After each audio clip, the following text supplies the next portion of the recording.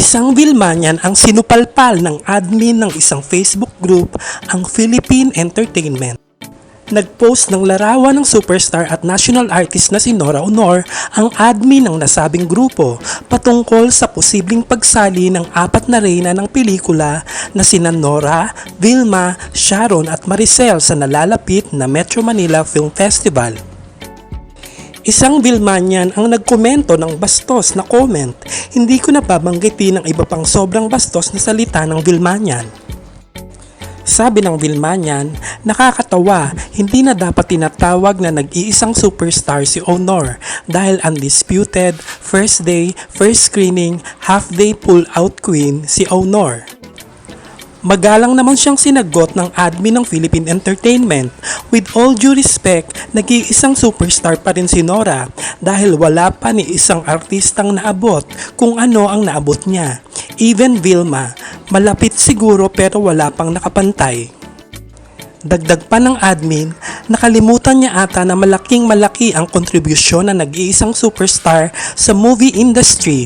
Sa status nila ngayon, di na gaano kaimportante ang box office. Syempre nakakatuwa pa rin na kumikita siya. Legacy ang mahalaga ngayon. Bakit sina Gloria Romero, Nida Blanca, Susan Roses, Dolphy, FPJ, meron ba silang latest box office hits?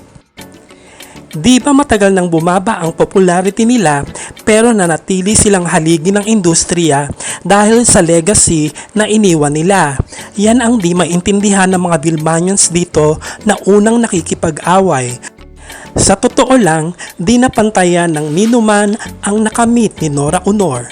Fact yan. Burado na ang nasabing comment ng Vilmanian, ngunit patuloy pa rin ang paghahasik ng lagim ng mga Vilmanians doon. Samantala, maraming netizens ang natuwa sa video ni Matteo Guinicelli kung saan katatapos lamang niya mag-workout at naisipan niyang magbukas ng fresh buko. Habang binubuksan ang buko ay nagkukwento si Matteo na halos araw-araw ay nagsushooting sila ng pelikulang Pedro Penduko na isa sa entry sa Metro Manila Film Festival ngayong Disyembre. Libre siya ng araw na iyon at sinulit niya ang panahong yon para mag-workout. Sa huli ay inimbitan niya ang fans na panoorin ang pinagbibidahan niyang pelikula na mula sa Viva Films. Ito nga ay ang Pedro Penduko na dating ginampanan ni Jano Gibbs noong 1994. Sa umaga, fresh na fresh. Sa mga buddies yan mag-workout. Ito naman. This is fresh buko from Paete. Pwede nga lumapit ba yan? Ito bahala.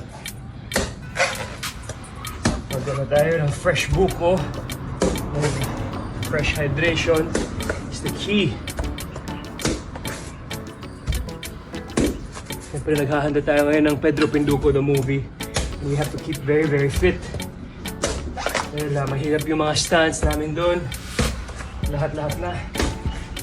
Kaya importante mag-workout, mag-hydrate na maayos.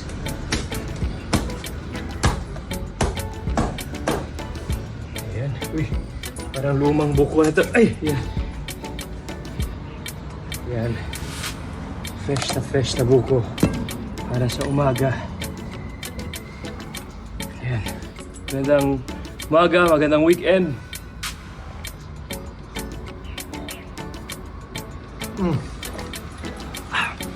Magbuko tayo. Pedro Penduko in cinemas ngayong December. Magandang umaga, happy weekend. Stay hard everybody. Buko.